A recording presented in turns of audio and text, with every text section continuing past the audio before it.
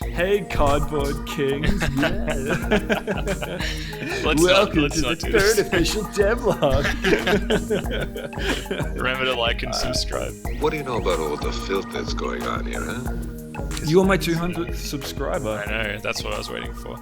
Yeah, I'm pretty excited by Yeah. that. Yeah. Welcome to the third official devlog. Not one of those unofficial ones you've been listening to. Forget where those. It's just two other random guys talking about our game. Yeah, so we're talking about Kardboard Kings, and we broke the game pretty bad. Yeah, it's no good. Not in like oh man, we broke it unintentionally. Just we started adding like a bunch of systems that aren't finished, so we can't show off any gameplay or anything right now. So instead, Oscar's going to make a really high detailed like animation mock-up that's going to be fully original animation that's playing during this. So that's what you should be seeing right now. Yeah, so I mean, we thought like, oh, we could just skip this week, or we could do something that's probably more interesting than just watching us play our video game that's unfinished anyway. And that's talk about some of our influences, and we just kind of treat this a little bit like a podcast, tell each other and tell you what inspired us to make this game the broken piece of shit that it is. Yeah, when we started working on this game, we sat down for probably like a couple of weeks and just sort of talked about what we wanted the game to be and like what other games we love and other media. And so we thought it might be cool to talk about that process. And also, if you're planning on making a game, I'd really recommend it because it sort of sets the tone for both of you in your heads, which can be pretty useful. It was really interesting doing it too, because I was going back and looking through. We have like an Evernote that we have up, and it's funny going back and reading really old Evernotes that are now way down the timeline, and some of them are talking about like Brick, like the movie Brick, and how it's like so you're going to be this like mafia guy and you're collecting cards, and it's going to be like Brick, and like you're in your mum's basement. It's like how much the vision of this game changed, right? Yeah. But it's so bizarre because when you think of it, it seems like, just that one idea when I called you on the train that time, and I was like, what about a game where you just collect cards and you never play the game? Yeah. And now sorry. I was just gonna say it's you might see it and think like, oh, that's pretty obvious, but there was a lot of iteration and stuff involved, and we definitely went down some strange paths. But I think pretty happy with where it is now. It was first person for a while. Yeah, that was strange. That was really weird. It seems like, why on earth would you make it first person? But yeah, for some reason we just defaulted to making it like you were in the shop, I guess. Yeah. And then, you were in your mum's basement for a while, and you were just kind of running like an eBay store. Yeah, exactly. And that was it was supposed to be sort of like immersive or something, I guess, with that first person thing. But then it's like, you're probably, if you're anything like me, you're probably in your mum's basement anyway. So it's why would you play a game, in your mum's basement when you're already there? So yeah, it was weird, and we had this whole like mafia thing where like you were going to be a like a private investigator, and you would kind of be like, people would come to you and be like, I'm looking for this card, can you find it? Yeah, really weird. And then we kind of it's kind of interesting though, because that's still in the game. So like we're talking about influences, and that was sort of one. Was we talked a lot about like film noir and stuff, and the idea that people coming to you looking for a card, which probably doesn't happen all that often in actual card shops, but we thought was a really interesting idea that made cards seem like these really coveted items that you couldn't track down yourself. You'd have to go to a private investigator. Yeah, that's a bit of romanticism to the universe, which is what we wanted. Like one of the things we were looking at for this game was a lot of anime based around card games and stuff like that. In the anime world, that game is like everyone is playing that game in the world, and we sort of wanted to go for that same thing in this game. So like that funny thing where it's like in Pokemon, everything is somehow like Pokemon related, and it's like, where are the people who are sort of just ambivalent towards Pokemon? Yeah, they don't exist. They're either all trainers or they're, Team Rocket and they're trying to subvert the trainers. That's everyone in the world. Yeah. Everyone has a Pokemon. It's like, imagine if everyone in the world had a cat. It'd be weird. Yeah. A funny one for me about, like anime and also kind of card games is like Yu-Gi-Oh! I always thought it was just such a bizarre, like when I first saw it, I think it would have been like 12 or something. and I was just like, this is the coolest thing ever. Like for it to you're like this dorky thing, like card games are like the coolest thing in this world. And he's like everyone plays games. If you like watch the anime, it's just like kind of absurd the amount of people who are just willing to throw down like and play a children's card game. Yeah, Yeah. it really sets you up with some fucked up expectations for real life. Yeah. But, you know, that would be a great place to be, and that's sort of what we want to do with this game, I guess. Yeah, I like a big one for me was like Yu-Gi-Oh! Abridged, which if you haven't seen that, it's probably a little bit dated now, but it was this guy, Little Karibo, went and like redubbed and shortened all the like every episode of Yu-Gi-Oh! And like he did all the voices, and it was just constantly drawing attention to the fact that it was so absurd that everyone was playing card games. Card games were the most important thing in this world, but it's like lovingly doing that, like almost how like Indiana Jones is sort of like a parody and a tribute at the same time, you know, where it's like this guy doing it really obviously loved the idea of this world where everyone played card games for a living. Yeah. Yeah. I've got like another one that was a little bit older, was an anime that not many people watch called Metabots. Yeah, like Metabots was this anime I don't think many people watched, and the idea was kind of just like you had pet robots like Pokemon, but yeah, you could kind of like customize them and you battle and stuff.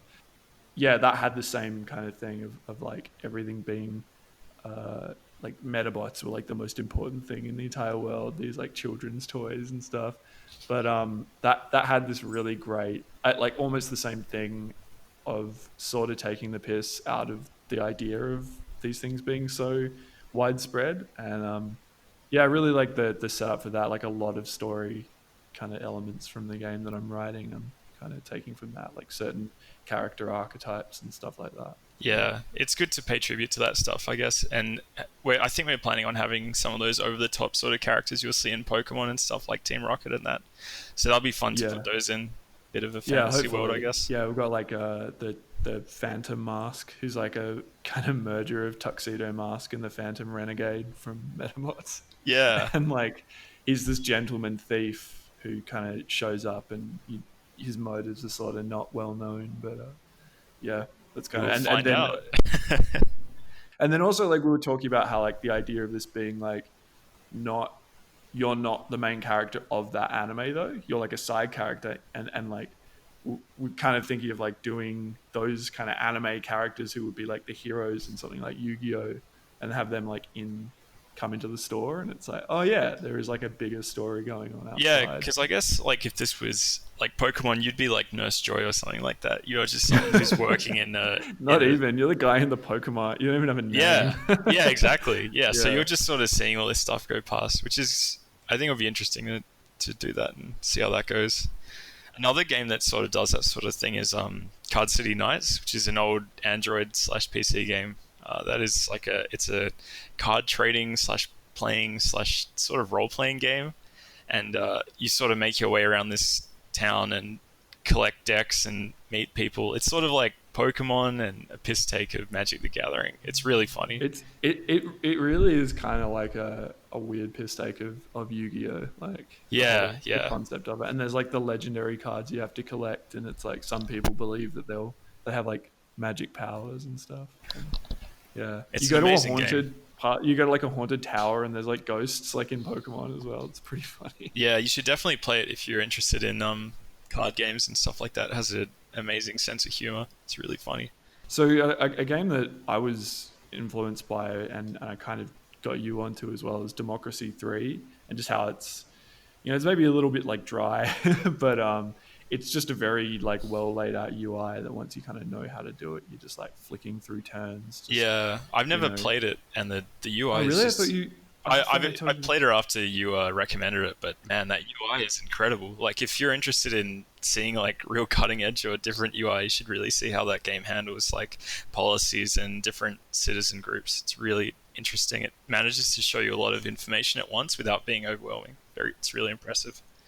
And also the systems design is like you can kind of go as deep as you want, or kind of as shallow as you want. You can really just focus on like, I'll just introduce new policies all the time, every turn, and then other ones you can be like, I'm going to tweak funding, that's a little bit deeper. And then if you go even deeper again, you can go and look at like focus group results and stuff like that. And that's sort of how we're approaching systems in this game as well. Like there's different layers of interaction in terms of how much you want to engage, and we've got a lot of the baseline, more simple systems in, and there's so much we can do for the deeper systems, like having a pro meta where pros play the game and which decks are winning will affect the prices of cards and stuff like that. But yeah, that's all down the track, I guess, and we'll see what we can put in with that. Like relaxing games are a really big part for me because I'm a bit older and I was working a full-time job when I started this, and I'm sort of at the point now where I'm not interested in playing really hectic full-on games, which I used to love. Instead, I've been playing stuff like Animal Crossing or Stardew Valley to relax. So I was really interested in making a game that had a similar vibe to that. So yeah, like Animal Crossing, that sort of like daily check-in and sense of being part of a community and slowly improving. We want to get that sort of feeling into this game, even though it is like a systems heavy game still. Not having it be too stressful and having the player have enough time to make their own decisions and interact with characters and stuff like that. That's a really important part for me. Yeah, I think the design of like Stardew Valley, we kind of like talk about that game quite a lot. Yeah. It's like just that genius of it saves when you wake up in the morning and kind of encourages you to like play another day, you know, because you're like, oh well, I'll just walk outside and I could pick those crops and just not like we want to addict people to our game, but there's something about a relaxing game that makes you kind of want to quit out at certain checkpoints, you know, so you've got to have something to kind of entice people to keep relaxing. Yeah, exactly. And even like Civ, that one more turn thing, like I'd consider Civilization a pretty relaxing game, even though it has that addictive side, but people love that. I think that one more turn feeling, it's pretty satisfying, I think, to feel like you've got so many spinning plates that you can dip in and out of in different turns. And it's interesting, like we say how the game is turn based, and we talk about it in terms of like being turns, but it's really like opening the day, opening the shop. It's open in real time but sped up, and like that change came about because I went and played a game called like Game Dev Tycoon. I'd forgotten that game ran in real time, and I was playing it. I was like, we could kind of do it in real time because that game was really relaxing. It wasn't stressful. We thought that real time would be stressful. Then there was another game that I kind of thought of after that I kind of forgot was real time, and then realized it's actually quite relaxing to play still. And that was Painters Guild, where you like manage this guild of painters during the Italian Renaissance. The way that game works with like people coming in and like offering you jobs and then leaving if you don't. Yeah, so it has this sort of like you rolling with the punches. You can't plan too far ahead, but there is some grander strategy to it as well, which I think is cool. I guess City Skylines is the other one. Hey, like in terms of real-time relaxing games, like that game is, it's super chill, and you can play it for so long and it really draws you in. I think if we can emulate like half the feeling that game gets you in, like that mindset of just having that ant farm thing in front of you, like we'll be doing well. But yeah, that game's like almost perfected like pruning a bush. Yeah, you know, like you got to grow it and it's a bit stressful at first, and then it's just maintaining like a nice thing. So yeah, it's really well done. Yeah, I didn't play much of Moonlighter, but we kind of talk about that a little bit sometimes. I think you dropped again. Yeah, same. I don't know. I think Leah's watching streaming Australia's notoriously good internet. You were talking about Moonlighter, and I think that's a great game. Like we took a lot of inspiration for how the systems can work in that. It's got a lot of really simple stuff like covered for you with how customers come in and they can inspect your items and give you an idea of whether you're pricing them correctly. It's just a little we simple did kind thing of that we put in. Realize a core sort of, or like a fundamental difference between what we were trying to do and what that game was trying to do, though. Where that game was like you're picking up things and you don't know the value of it, and then you're putting it out into the market to like deduce what the value is, and you work that out by people being happy or upset, which kind of doesn't make any sense to me, because it's like at that point, you should just like before you put it up for sale, just ask any rando in the town. Be like, "Hey, what is this worth?" Because everyone in the town seems to know what things are worth except you. The town's full of sharks. They're just trying to shark you out of these good items. Yeah. Well, but then the difference is with ours is the customers don't know what it's worth, but you do, and then you're trying to like charge more or charge a premium on something because you need to make a profit. Yeah, exactly. It's sort of reverse, but it has a similar idea. Like another game you played a lot of was Recettear. Yeah, I mean that's pretty cool. I think I prefer that approach to because it's a similar concept to Moonlighter. I think I prefer that approach in that it is the dungeon adventuring is very much presented as a side thing, not something you're meant to rely on. And it's more about like trading and getting items in multiple different kind of ways. Whereas Moonlighter is like, the resource that you're spending to get new items to sell is just your time and effort in the dungeon, which I find personally less interesting because it's like, well, it's just an action game. And then at the end, it's like a weird way of scoring me, Yeah, but, yeah, it is sort of strange. I guess ours is closer to Recettear in that sense. It's more on the shopkeeping side than the adventure side, which we have none of. So I guess I prefer that one because it comes to that idea of like a currency, the idea of like, well, I have this one skill I'm really good at, but I'm bad at hunting, so I'll pay you to hunt for me and you pay, me for, blacksmithing. It's like two people can specialize in things, whereas Moonlighter seems to be this like strange idea of like, oh no, the person who's going and doing the hunting is also coming back and selling the swords. Yeah, I think that's pretty much all the inspirations I had.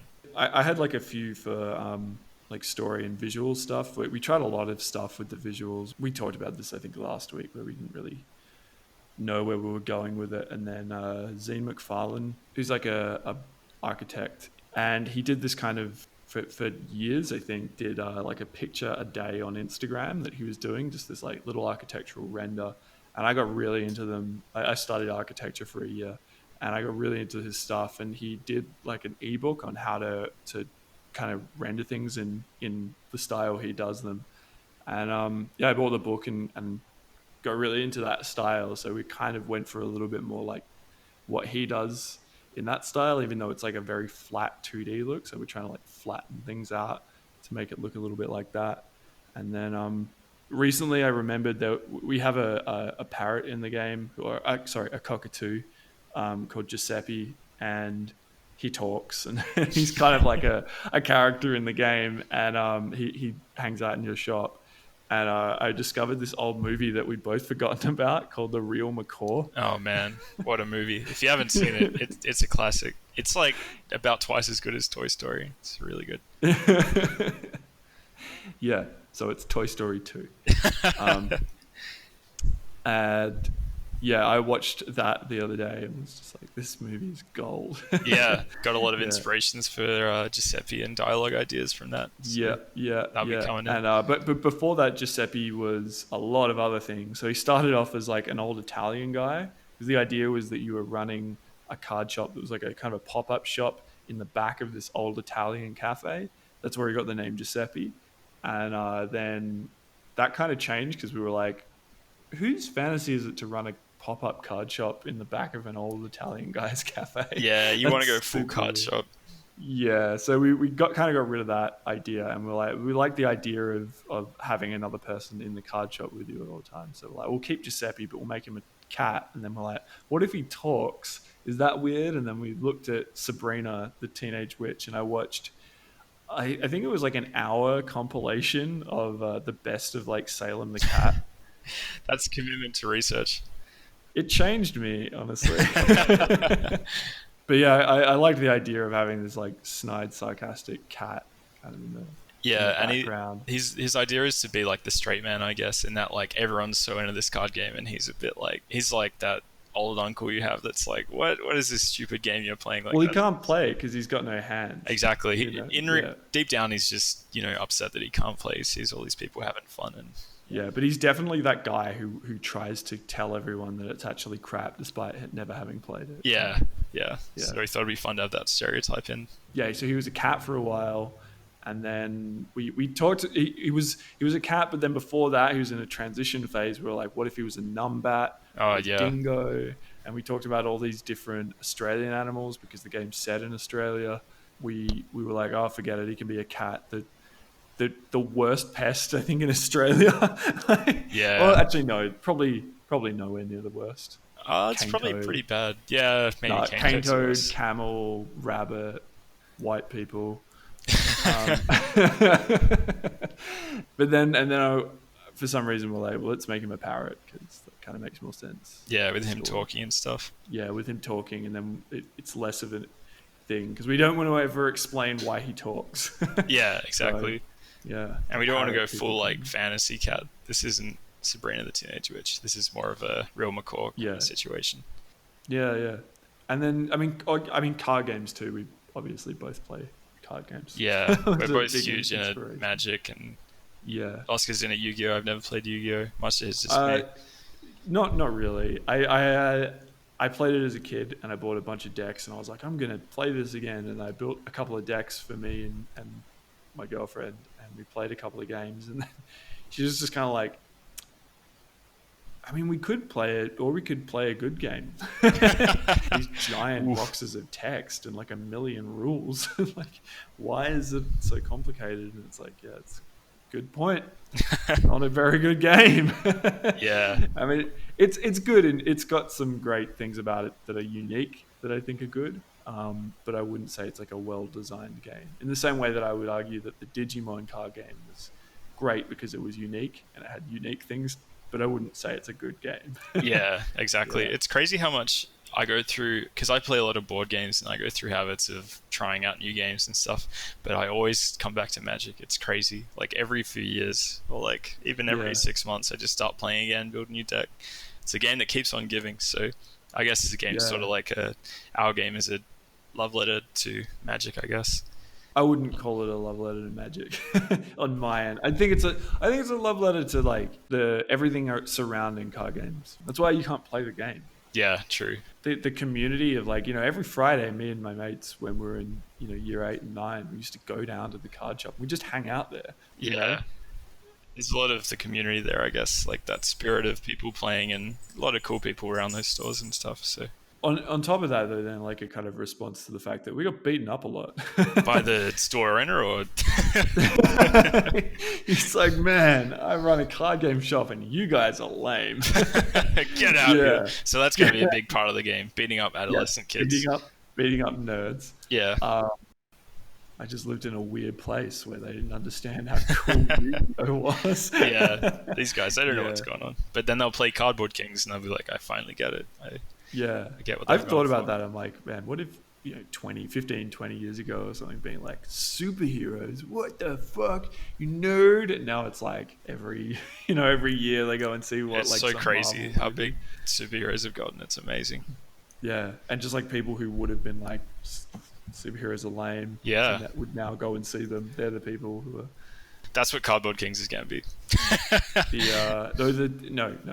It's going to be the Sonic cinematic universe of card games. Well, let's not go crazy here. Jim Carrey is going to be in the game. Yeah, it's confirmed. He's locked in as a voice actor. Yeah, he's going to get all excited about sucking them titties. Nice. Please don't forget to like, comment, and subscribe. Yeah, and we'll be doing these on the regular, so make sure to keep checking back. Bye-bye. See ya.